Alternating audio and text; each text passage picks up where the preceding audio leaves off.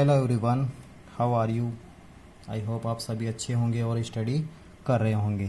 जैसे कि आप सभी को पता है, आजकल हम जो सीरीज चला रहे हैं वो है मैट्रिक्स एंड डिटर्मिनेंट। मैट्रिक्स अपना एक चैप्टर कंप्लीट हो चुका है। इसके बाद वाला जो चैप्टर है वो डिटर्मिनेंट। डिटर्मिनेंट में हमने 2 लेक्चर ले लिए अब तक। आज ये डिटर्मिनेंट का 3rd पार्ट है। फर्स्ट पार्ट में हमने देखा था डिटर्मिनेंट क्या होता है और उसमें factors and minors and cofactors find कर किया था। डिटरमिनेंट की वैल्यू कैसे फाइंड करते हैं वो देखा था। डिफरेंस क्या होता है डिटरमिनेंट एंड मैट्रिक्स में वो देखा था। सेकंड जो लेक्चर था उसमें हमने सिर्फ प्रॉपर्टीज़ डिस्कस की थी, कोई क्वेश्चन डिस्कस नहीं किया था। ठीक है, आज का जो चैप्टर है उसमें हम डिस्कस करेंगे application of properties of determinant. ठीक है, मीन्स प्रॉपर्टीज़ को यूज़ में लेते हुए डिटरमिनेंट को किस टाइप से सॉल्व करते हैं। जो एग्ज़ाम में क्वेश्चन आता है वो यहीं से क्वेश्चन पूछा जाता है। ठीक है, बट इससे पहले वाले लेक्चर नहीं देखे तो वो बिल्कुल भी समझ में नहीं आने वाले, इसलिए सबसे पहले वो लेक्चर ज़रूर देखना है जिसने नहीं देखा। कोई ये सोच रहा है कि ये लेक्चर अभी समझ में आ जाएगा तो ये गलतफहमी बिल्कुल निकाल दे, ये समझ में नहीं आने वाला इससे पहले वाले लेक्चर नहीं देखे हो तो। बट क्वेश्चन यहीं से आएगा, ये कन्फर्म। एग्ज़ाम में 3 मार्क्स का जो क्वेश्चन आता है वो यहीं से आता है। ठीक है, यहाँ पर क्वेश्चन पूछा जाता है प्रूव दैट वाला क्वेश्चन पूछते हैं। कोई डिटरमिनेंट गिवन होगी और उसको किसके इक्वल प्रूव करना है, ये क्वेश्चन हमें एग्ज़ाम में पूछा जाता है। जैसा ही क्वेश्चन सॉल्व करेंगे तब इजीली समझ में आ जाएगा क्वेश्चन किस टाइप से पूछा जाता है। चलिए टाइम वेस्ट नहीं करते और आज की क्लास स्टार्ट करते हैं। चलिए आज की क्लास स्टार्ट करते हैं। स्टार्ट करने से पहले जो पिछली वाली क्लास में हमने देखा था उसका जस्ट रिवाइज करते हैं। प्रीवियस क्लास में हमने क्या देखा था? प्रीवियस क्लास में हमने देखा था प्रॉपर्टीज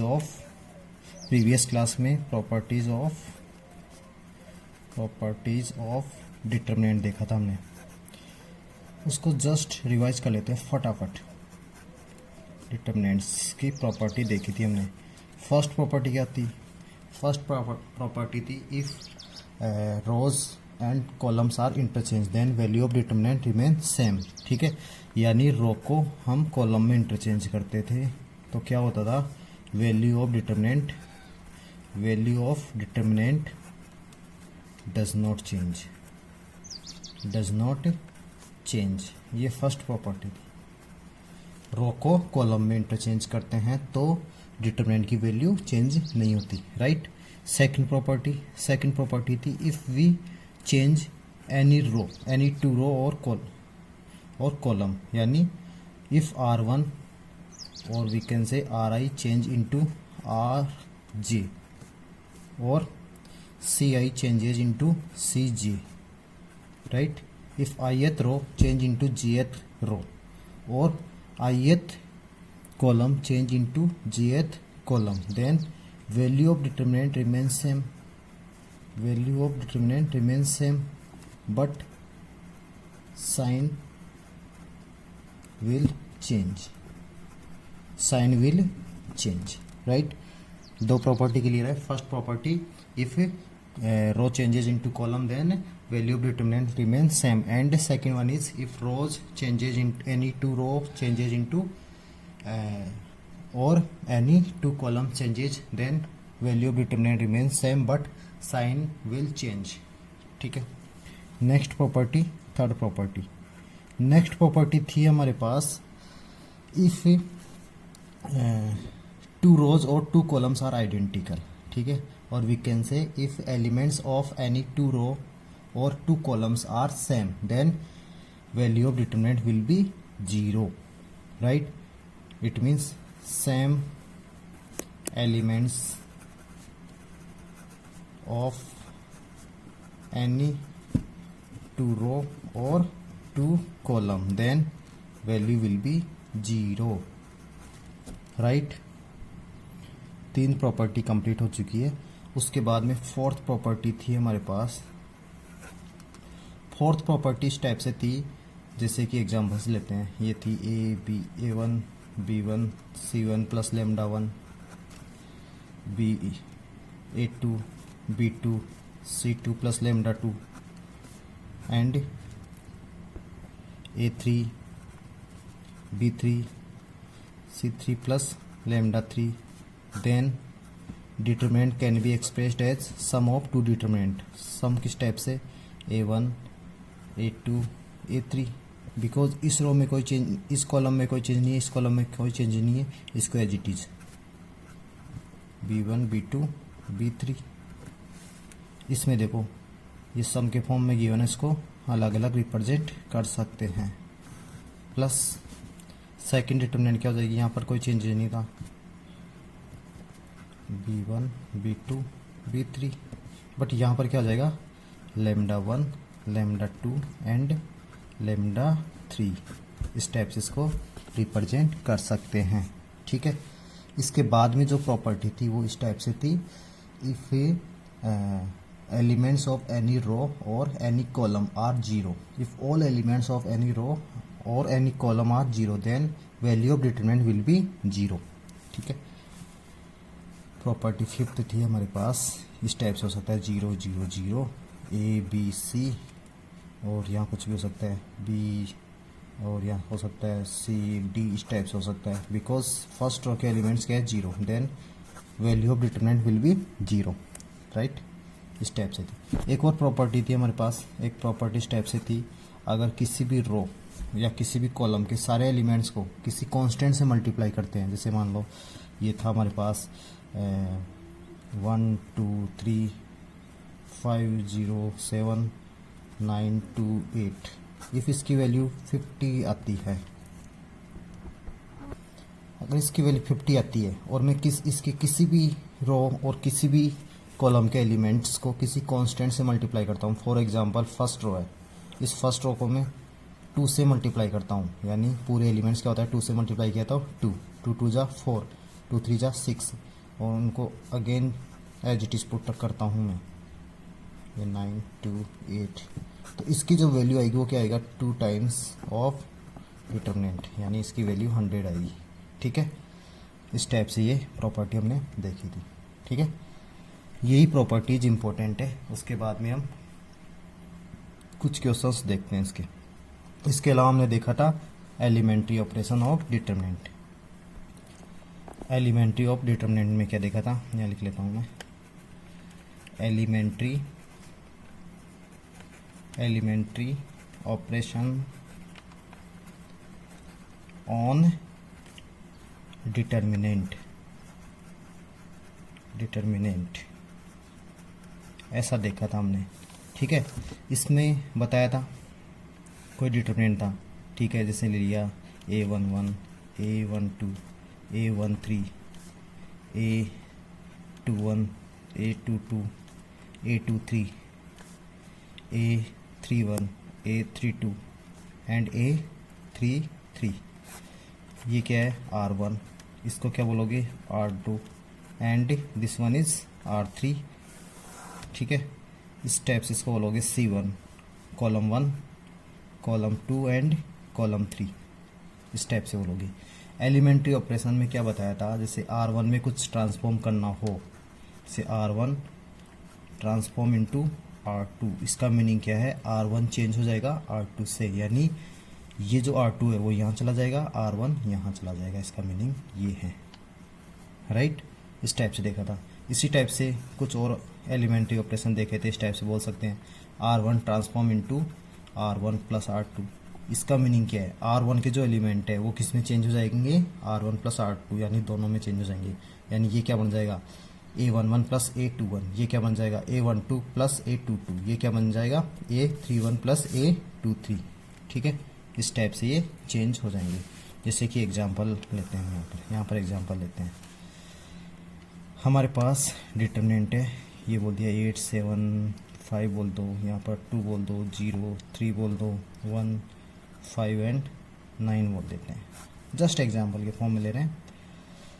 अब देखते हैं यहाँ पर R1 transform into R1 plus R2 minus R3. ले सकते हो, कुछ भी ले सकते हो, कोई सा भी ट्रांसफॉर्म यूज में ले सकते हो. एलिमेंट्री ट्रांसफॉर्मेशन में इस टाइप से कर सकते हो. इसका मीनिंग क्या है, जो R1 यानी रो फर्स्ट है उसके एलिमेंट किस में चेंज हो जाएंगे, R1 plus R2 minus R3. तो देखते हैं रो फर्स्ट कौन सी है, ये वाली. राइट. रो सेकंड ये है, और ये रो थर्ड है, यानी इन दोनों में चेंजेस नहीं होगा बिकॉज हम ऑपरेशन किस में यूज़ में ले रहे हैं, ओनली R1 में। ठीक है, तो ये जो एलिमेंट बनेंगे वो क्या बन जाएंगे, R1, ये R1 था। ठीक है, ये इसको क्या बनाना है R1, यानी 8 + 2 इसके कोरस्पॉन्डिंग यही होगा, एंड -1 यानी 8 + 2 10, 10 - 1 9। ठीक है, इसी टाइप से सेकंड वाला क्या हो जाएगा, 7 + 0 7 + 0 0 7 -5 2 हो जाएगा। इस टाइप से क्या हो जाएगा, 5 + 3 8 8 - 9 -1 हो जाएगा। और बाकी सभी एज इट इज़ 2 0 3 1 5 एंड 9। ठीक है, इस टाइप से यूज में ले सकते हैं, ऐसा किसी में भी यूज में ले सकते हैं।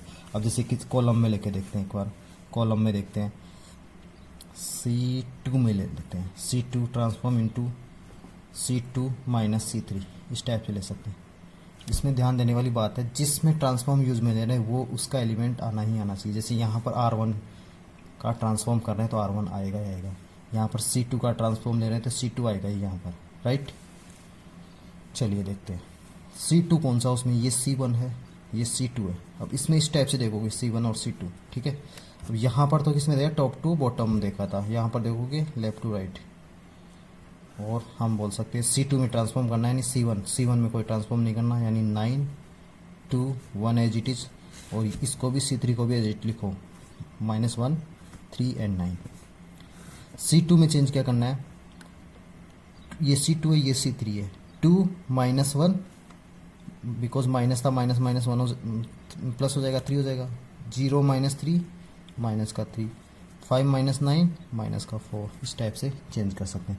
इसी टाइप से किसी भी रो को, किसी भी कॉलम को मल्टीप्लाई भी कर सकते हो आपस में, और ट्रांसफॉर्म यूज में ले सकते हो। ये क्या होता है, elementary transformation, elementary operation, sorry, और एलिमेंट्री ऑपरेशन। ठीक है, आई होप यहाँ तक क्लियर हो चुका होगा। इससे पहले वाले लेक्चर में यहाँ तक हो चुका था, इसकी हमें प्रैक्टिस करने के बाद ये सब कुछ समझ में आने लग जाएगा। ठीक है, तो यहाँ तक क्लियर है, तो क्वेश्चन स्टार्ट करते हैं। आज की क्लास का फर्स्ट क्वेश्चन, आज की क्लास का फर्स्ट क्वेश्चन ये रहा। क्वेश्चन गिवन है, इवेल्युएट डिटरमिनेंट गिवन है 13 16 19 14 17 20 15 18 एंड 21। इसकी वैल्यू फाइंड करनी है। इसकी वैल्यू फाइंड करने का मेथड अपने को पता है, इसको किसी भी रो और किसी भी कॉलम के अलोंग एक्सपांड कर सकते हैं और वैल्यू फाइंड कर सकते हैं। किस टाइप से करोगे, या तो ऐसा करोगे, यहाँ पर 13 इस टाइप से रखोगे, इस रो को डिलीट करोगे, इस कॉलम को डिलीट करोगे, 17 को इससे मल्टीप्लाई करोगे, फिर इसको मल्टीप्लाई करके माइनस करोगे, -16। ठीक है, इस टाइप से करोगे, +19 इस टाइप से करोगे, राइट। बट फिर प्रॉपर्टीज़ का क्या मीनिंग, हालांकि कर सकते हो, यहाँ पर तो वैल्यू है, न्यूमेरिकल वैल्यू गिवन है, वैल्यू फाइंड कर सकते हो। बट हमें इस क्वेश्चन को किस टाइप से सोल्व करना है, हमें इस क्वेश्चन को सोल्व करना है प्रॉपर्टीज़ यूज़ में लेते हुए। प्रॉपर्टीज़ यूज़ में लेना है हमें, तो हमें इस क्वेश्चन को सोल्व करना है। प्रॉपर्टीज़ को यूज़ में लेते हुए इस क्वेश्चन को सोल्व करते हैं। चलिए देखते हैं कैसे कर सकते हैं।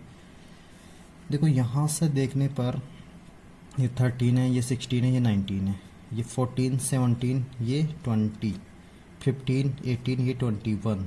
तो सबसे बड़ी वाली कॉलम ये है। ठीक है, तो क्या मैं इसको इंटरचेंज कर सकता हूँ, इसको मैं इस टाइप से नोट कर सकता हूँ क्या, 13 14 15, ये C1 हो गया, ये 17 16 17 18। अब इसको इंटरचेंज कर दो, अगर मैं 16 + 3 20 प्लस 17 + 3, इसको बोल दूँ 21 को क्या बोल सकता हूँ, 18 + 3 ऐसा बोल सकते हैं। 19 को किस में चेंज किया, 16 + 3 में। 20 को किस में चेंज किया, 17 + 3 में। 21 को किस में चेंज किया, 18 + 3 में चेंज किया, राइट। ऐसा क्यों कर रहे हैं, ऐसा इसलिए कर रहे हैं बिकॉज ये डिटर्मिनेंट किसके फॉर्म में बन गई, ये डिटर्मिनेंट हमारी एक प्रॉपर्टी थी, उसमें बोला गया था इफ़ एनी रो और column are represented as sum of 2 elements then the determinant can be represented as sum of 2 determinants. तो यहाँ पर ये जो कॉलम था वो किसके फॉर्म में ये बना, सम ऑफ 2 टर्म्स। 2 टर्म्स मीन 16 + 3 17 + 3 17 + 3 18 + 3, ये भी सम है, ये भी सम है, ऐसा कर सकते हैं। तो इस डिटरमिनेंट को किसके फॉर्म में रिप्रेजेंट कर सकते हैं, sum of two determinant. Sum of two determinant mean देखो इस वाले कॉलम में कोई चेंजेस नहीं है, इस वाले कॉलम में कोई चेंजेस नहीं है, तो इसको एज इट इज पुट कर सकते हैं। ठीक है, इसमें चेंजेस है तो फर्स्ट टर्म्स इस टाइप से रिप्रेजेंट कर सकते हैं, बिकॉज ये 16 है, 17 है, 18 है, और सेकंड जो डिटरमिनेंट है वो इस टाइप से एज इट इज। ये प्रॉपर्टी देखी थी हमने, और यहाँ पर क्या बोलोगे 3 3 3 ऐसा बोल सकते हो। अब इससे बेनिफिट क्या है, इससे बेनिफिट देखो, इससे बेनिफिट ये है कि ये जो एलिमेंट है 16 17 18, ये भी क्या है 16 17 18, तो हमने प्रॉपर्टी देखी थी if elements of any two row or two columns are identical और equal then value of the determinant will be 0। इसको प्रूव भी किया था, यानी इसकी वैल्यू क्या हो जाएगी 0, इसकी वैल्यू 0 हो जाएगी, यानी बहुत आसानी से सोल्व हो गया, इसको बिना कहीं 0 बोल सकते हैं। प्लस यहाँ पर देखो 3 3 3 कॉमन ले सकते हो, यहाँ से 3 कॉमन लिया, ले सकते हैं 3, ठीक है। ये 3 कॉमन कैसे, कौन सी प्रॉपर्टी से लेने हैं, एक प्रॉपर्टी हमने देखी थी कि किसी भी रो एंड किसी भी कॉलम के एलिमेंट्स को किसी कांस्टेंट से मल्टीप्लाई कर सकते हैं। मल्टीप्लाई कर सकते हैं तो कॉलम से भी मल्टीप्लाई वो कॉमन भी ले सकते हैं, अगर मल्टीप्लाई कर सकते हैं तो कॉमन भी ले सकते हैं, और जिस कांस्टेंट से मल्टीप्लाई करते हैं वो उतने टाइम्स ऑफ डिटरमिनेंट हो जाता है, यानी 3 टाइम्स ऑफ डिटरमिनेंट हो जाएगा। ठीक है, 16 17 18, 3 को इससे कॉमन लिया था 1 1 1। याद रखना कॉमन किस टाइप से लेते हैं, कॉमन या तो रो वाइज लेते हैं, किसी भी रो में से कॉमन ले सकते हैं या किसी भी कॉलम में से ले सकते हैं। तो यहाँ इस कॉलम में से यहाँ पर कॉमन ये 3 कहाँ से लिया है कॉमन, ये 3 कॉमन लिया है, कॉमन फ्रॉम C3, पूरे C3 में से कॉमन लिया है। ऐसा नहीं है कि यहाँ 3 हो यहाँ 2 हो, इस टाइप से नहीं हो, पूरा C3 से कॉमन लेना होगा। ठीक है, इसके बाद में क्या कर सकते हैं, इसके बाद में हम इसके बाद में क्या कर सकते हैं, हम इन दोनों को आपस में इसमें क्या कर सकते हैं हम, इसके बाद में हम ऑपरेशन यूज में ले सकते हैं, यूजिंग ऑपरेशन। देखो ये है R1, ये है R2, ये है R3, ठीक है। तो यहाँ पर मैं बोल सकता हूँ using operation R1 transform into R1 minus R2। देखते हैं इससे क्या बेनिफिट मिलता है, R1 ट्रांसफॉर्म इनटू R2, ये तो 0 हो गया, तो 0 इसको लिखने की ज़रूरत नहीं है। 3 R1 माइनस R2 का मीनिंग क्या है, ये R1 है ये R2, यानी 13 माइनस 14 माइनस का 1, 16 माइनस 17 माइनस का 1, 1 माइनस 1 0। ठीक है, इसके बाद में क्या किया था, इसमें कॉमन नहीं लिया था, इसको एज इट इज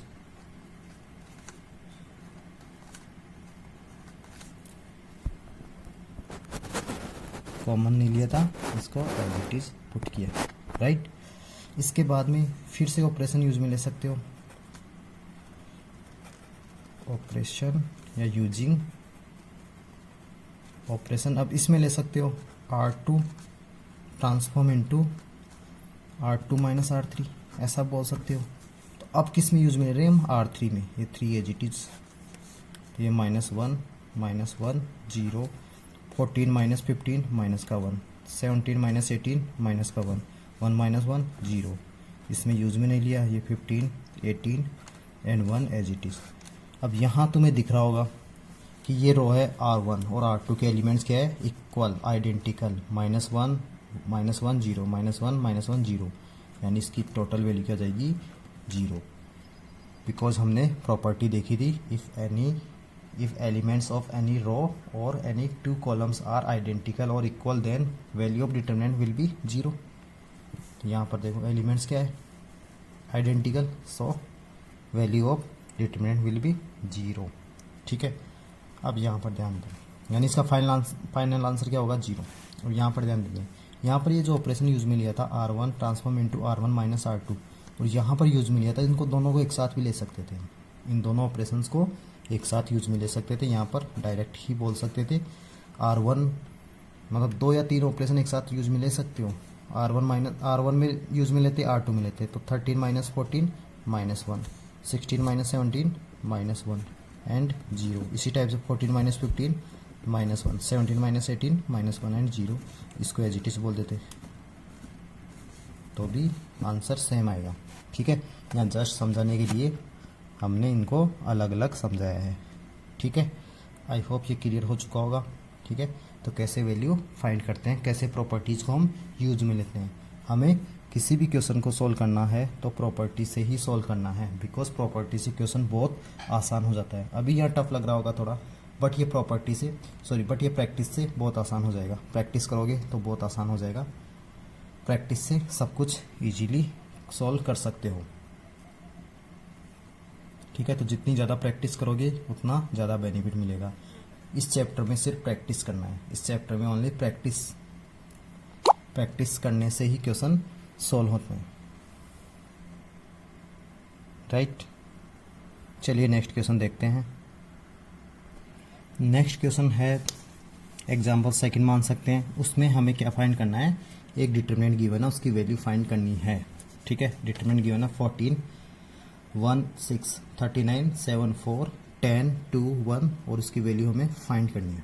ठीक है, 2 मेथड है इसकी। फर्स्ट मेथड डायरेक्टली हम इसको एक्सपांड करते हैं, किसी भी रो और किसी भी कॉलम के अलोंग एक्सपांड कर सकते हो और वैल्यू फाइंड कर सकते हो, कोई गलत नहीं है।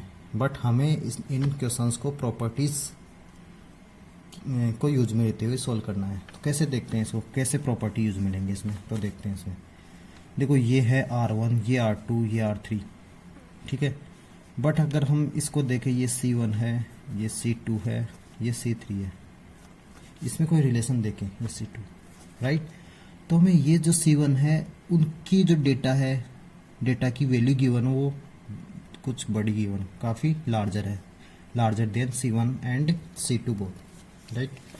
तो हमें क्या करना होगा, देखो डिटरमिनेंट को सोल्व करने के लिए हम क्या करते हैं, जितने भी एलिमेंट जीरो हो सके उनको जीरो बनाने की कोशिश करते हैं, जीरो नहीं बने तो उनको 1 बनाने की कोशिश करते हैं, राइट। तो क्या हम यहाँ पर जो ऑपरेशन यूज मिलेंगे वो C2 एंड C3 में लेंगे।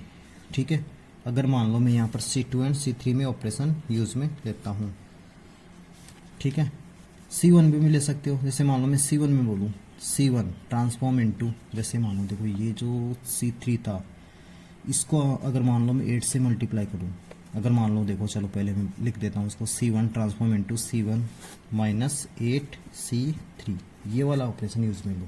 पहले तुम्हें खुद को सोचना है कि ये क्यों ले रहे, इसके अलावा भी ऑपरेशन यूज में ले सकते हो, राइट।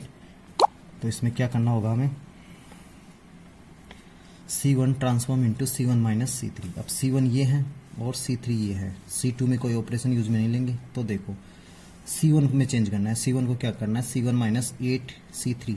तो C1 कितना था हमारे पास, यहाँ पर 49 है।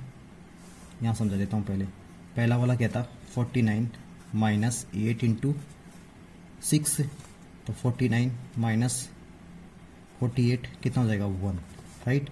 तो ये 1 आ जाएगा। ठीक है, अभी भी मैंने बोला कि किसी भी डिटरमिनेंट को सोल्व करने के लिए उनके एलिमेंट्स को या तो हम 0 में कन्वर्ट करने की कोशिश करते हैं या 1 में कन्वर्ट करने की कोशिश करते हैं, राइट। अब जैसे तुम बोल रहे हो, सोचोगे यहाँ पर C3 में ही ऑपरेशन क्यों यूज में लिया, C2 में क्यों नहीं। जैसे मान लो C2 में लेते, राइट, तो इसको किससे मल्टीप्लाई करना पड़ता, 49 को, राइट। अब इसको 49 से मल्टीप्लाई करते तो बहुत ज़्यादा होता, इसको 49 से मल्टीप्लाई करते तो शायद नहीं बैठता। बट यहाँ से देखो, इसको सभी को 8 से मल्टीप्लाई करोगे तो इसके नियर आ रहा है, इनके सारे एलिमेंट्स को 8 से मल्टीप्लाई करोगे तो इसके नियर आएगा हमेशा। ठीक है, चलिए फर्स्ट वाला हो गया। अब ये भी C1 ही है। अब इसमें सेकेंड वाले में क्या करोगे, 39 माइनस 8 इंटू 4, तो कितना हो जाएगा 39 माइनस 32। ठीक है, ये कितना बन जाएगा 7 बन जाएगा। ठीक है, इसी टाइप से थर्ड वाले में 10 माइनस इसको 8 से मल्टीप्लाई करोगे, 10 माइनस 8 यानी 2 आ जाएगा। ठीक है, इसमें ऑपरेशन यूज भी नहीं ले रहे थे, क्या आ जाएगा 1 7 2 6 4 1। ऐसा करने के बाद तुम्हें अपने आप पता लग गया होगा कि इसकी वैल्यू क्या होगी 0। Why, because values of elements of C1 and C2 are equal, then value of determinant will be 0, 172, 172 and 0. तो इसकी वैल्यू क्या आ जाएगी 0. ठीक है, इसको अदर मेथड से भी सोल्व करके देखना है, ज़रूरी नहीं है ऑपरेशन हमें यही यूज में लेना है. ठीक है, इसके अलावा कोई ऑपरेशन तुम्हें और दूसरा लगे कि इसको इस टाइप से भी सोल्व कर सकते हैं तो तुम्हें वो भी तरीका देखना है. ठीक है, चलिए अब नेक्स्ट क्वेश्चन देखते हैं, जो कि नेक्स्ट क्वेश्चन है ये. इवेल्युएट डिटरमिनेंट गिवन है, a minus B, m minus N, x minus Y, b minus C, n minus P, y minus Z, c minus A, p minus M, z minus x. इसकी वैल्यू में find करनी है. चलिए solve करते हैं इसको. इसकी वैल्यू फाइंड करनी है तो इसको चाहो तो आप फर्स्ट मेथड से कर सकते हो. फर्स्ट मेथड क्या है, एक्सपेंशन मेथड है. ठीक है, बट उसके अलोंग ये बहुत ज़्यादा टफ हो जाएगा, तो हमें प्रॉपर्टीज़ यूज में लेनी ही लेनी है. ठीक है, देखते हैं क्या प्रॉपर्टी यूज में ले सकते हैं हम. पहले तुम्हें खुद को सोचना है, वीडियो को पॉज करना है और तुम्हें खुद को सोचना है कि क्या ऑपरेशन यूज में ले सकते हैं. ठीक है, अब जो ऑपरेशन यूज में ले रहा हूँ ज़रूरी नहीं है तुम भी वही ऑपरेशन यूज में लो. दूसरा ऑपरेशन यूज में लोगे तो भी आंसर आ जाएगा इसमें. ठीक है, इसमें ऐसा नहीं है सेम ऑपरेशन है, उनको रटना है. तुम्हें खुद को दिमाग लगाना है कौन सा ऑपरेशन किस टाइप से यूज में लेना होता है, उसको खुद से सोचना है पहले. ठीक है, तो चलिए मैं बताता हूँ किस टाइप से करते हैं इसको. तो देखो सोचते कैसे इस टाइप से, a minus B, B minus C, C minus A, M N, N P, P M. तो देखो यहाँ पर अगर मैं इस टाइप से देखो इसको, देखो एक और क्लियर कर देता हूँ मैं. अगर ऑपरेशन यूज में लेना है हमें, ऑपरेशन अलोंग रो में ऑपरेशन लेना है तो हमें टॉप टू बॉटम देखना होता है. टॉप बॉटम या बॉटम टू टॉप देखना होता है हमेशा, बिकॉज ये R1 है ये R2. अगर R1 और R2 में यूज में लेना है तो इसमें से इसको माइनस करोगे, राइट, टॉप टू बॉटम चलोगे. अगर ऑपरेशन यूज में लेना है हमें कॉलम में, ठीक है, तो हमें लेफ्ट टू राइट या राइट टू लेफ्ट चलना होगा. या सिंपल हम बोल सकते हैं, अगर रो में ऑपरेशन यूज में लेना है तो हमें लेना होगा वर्टिकल चलना होता है. हमें कॉलम में चलना होता है तो हमें चलना होगा हॉरिजॉन्टल.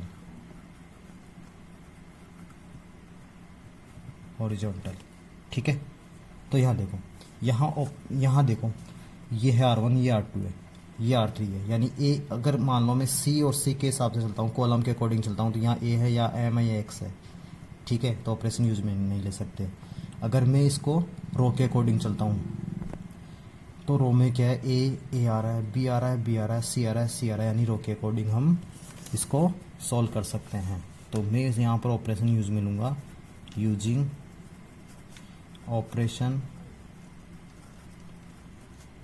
किस में लूँ, R1 में ले सकता हूँ मैं. R1 transform into R1 plus R2 plus R3. अब ज़रूरी नहीं है यही ऑपरेशन यूज में लें, तुम कुछ और भी ले सकते हो. ठीक है, ऐसा क्यों ले रहा हूँ मैं, अगर मैं R1 में स्टेप से ये ऑपरेशन यूज में लेता हूँ तो मेरे पास जो फर्स्ट रो है वो क्या बनती है, A माइनस बी, सॉरी इसको लिख ही देता हूँ मैं एक बार, R1 में तो चेंज कर रहे हैं, A minus B plus B minus C, या ये हो गया फर्स्ट रो, ये second, plus C minus A. ठीक है, ये भी R1 ही है तो इसमें भी क्या लोगे, M minus N plus N minus P plus P minus M. ठीक है, इसी टाइप से ये भी R1 ही है तो इसमें लिया तो क्या, यहाँ लिख देता हूँ, x minus Y plus Y minus Z plus Z minus X. ठीक है, और बाकी वाले को इसमें as it is. Second row क्या थी हमारे पास, b minus C, n minus P and y minus Z. इसको क्या बोल सकते हैं, c minus A, p minus M and Z minus X. ठीक है, इससे बेनिफिट क्या होगा, a से a कैंसिल हो सकता है यहाँ पर, b से b कैंसिल, c से c कैंसिल. ठीक है, यानी क्या बन जाएगा, 0। ठीक है, ये बन गया 0। इसी टाइप से ये भी 0 बन जाएगा और थर्ड वाला भी 0। इसके बाद में क्या आएगा, b minus C m n minus P y minus Z, और लास्ट वाला क्या था, c minus A p minus M Z minus X. ठीक है, अब जैसा कि हमें पता है प्रॉपर्टी से, if elements of any row और any column are 0 then value of determinant will be 0, यानी इसका आंसर क्या होगा, 0। ठीक है, कर सकते हो इसको, सोचना है इसको एक बार और उसके बाद में सॉल्व करना है, राइट। इसको देख लो एक बार, उसके बाद में सॉल्व करना है। वापस दिखाता हूँ मैं, क्वेश्चन था हमारे पास, ये वैल्यू फाइंड करनी थी, ये जस्ट इसका कंसेप्ट है, ये क्वेश्चन का पार्ट नहीं है, क्वेश्चन का पार्ट यहाँ से है। ठीक है, तो प्रॉपर्टीज़ को यूज़ में लेते हुए हम क्वेश्चन को बहुत आसानी से सॉल्व कर सकते हैं, राइट। चलिए नेक्स्ट क्वेश्चन की ओर चलते हैं, और नेक्स्ट क्वेश्चन ये रहा। क्या गिवन है क्वेश्चन में, प्रूव दैट एक डिटरमिनेंट गिवन है 1x X square 1y Y square 1z Z square equal to x minus Y Y minus Z Z minus X. और ये क्वेश्चन एग्जाम में आया हुआ क्वेश्चन है, एग्जाम में आया हुआ क्वेश्चन है, इस टाइप के क्वेश्चन एग्जाम में पूछे जाते हैं। ठीक है, अब इस क्वेश्चन को सोल्व करने से पहले हमें इसको एनालाइज करना है कि इसमें स्ट्रेटेजी क्या होनी चाहिए, क्वेश्चन को सोल्व करने का पैटर्न क्या होना चाहिए, क्या हम इसमें एप्लीकेशन यूज में ले, राइट, और कौन सी प्रॉपर्टीज़ में यूज़ में लेनी है। ठीक है, वो देखने के लिए हमें RHS देखना है पहले। RHS क्या है, x minus Y Y minus Z Z minus X, इस टाइप से गिवन है। तो यहाँ पर x minus Y Y minus Z कैसे मिल सकता है, इसको आइडेंटिफाई करो। अगर यहाँ से ये चीज़ तुम्हें पकड़ में आ गई तो क्वेश्चन बिल्कुल ईजीली सॉल्व हो चुका होगा, राइट। तो तुम्हारे माइंड में क्वेश्चन आ रहा होगा, या तुम्हारे माइंड में जो स्ट्रेटजी आ रही है वो आ रही होगी कि ये R1 है, ये R1 है और ये R2 है। अगर R1 को R1 में से माइनस करता हूँ तो x माइनस वाई बनेगा, बिल्कुल बनेगा। और R2 को R3 में से माइनस करूँगा, सब्सट्रैक्ट करूँगा तो क्या बनेगा, y माइनस जेड बनेगा। इट मीन्स यहाँ पर मैं यूज में ले सकता हूँ इसको क्वेश्चन को सोल्व करने के लिए। सबसे पहले लिखोगे LHS इक्वल टू डिटरमिनेंट को 1x X square 1y Y square 1z and Z square, इस टाइप से पुट करोगे, राइट। यहाँ से यहाँ पर जो ऑपरेशन यूज में लोगे वो लेना है using operation R1 transform into R1 minus R2। साथ में हम R2 में भी ले सकते हैं, R2 transform into R2 minus R3, दोनों ऑपरेशन एक साथ यूज में ले सकते हो। अब R3 भी यूज में मत लेना, R3 यूज में लोगे तो क्या होगा वो भी पता लग जाएगा, देखते हैं क्या होता है। तो हमें R1 में जैसा कि बोला था, जब भी रो वाइज ऑपरेशन यूज में लेते हो तो क्या करना होता है, हमें टॉप टू बॉटम चलना है। R1 ये है टोटल, तो 1 माइनस 1 0, एक्स माइनस वाई ये हो जाएगा X square minus Y square. ठीक है, इसी टाइप से R2 में लोगे 1 माइनस 1 0, बिकॉज R2 में क्या ले रहे हैं हम, R2 माइनस R3, तो R2 ये है R3 ये है, y माइनस जेड, और ये क्या हो जाएगा Y square minus Z square. ठीक है, R3 में कोई ऑपरेशन यूज में नहीं लिया, सो एज इट इज। अब देखो R3 में ऑपरेशन यूज में क्यों नहीं लिया, अगर R3 में लेते हैं R3 माइनस R1 लेते हैं तो 1 माइनस 1 ये 0 हो जाता, तो इसकी पूरी वैल्यू 0 और तुम्हारे मार्क्स भी 0। सो ऐसा नहीं करना, हमें इस टाइप से करना है। क्वेश्चन जिसके अकॉर्डिंग पूछा हुआ है वैसा ही करना। अगर 0 इसका सॉल्यूशन पूछता तो हमें ऐसा यूज में लेना होता, अदरवाइज नहीं। क्वेश्चन के अकॉर्डिंग, क्वेश्चन की क्या रिक्वायरमेंट है उसके अकॉर्डिंग हमें क्वेश्चन को सॉल्व करना है। ठीक है, चलिए नेक्स्ट देखते हैं। अब देखते हैं, देखो यहाँ पर फैक्टर है X square minus Y square, यानी A square minus B square से क्या हो जाएगा A plus B A minus B. ठीक है, फैक्टर है तो ईजिली कर सकते हो। सबसे पहले बोलोगे एक्स माइनस वाई, इसके फैक्टर है X plus Y and X minus Y,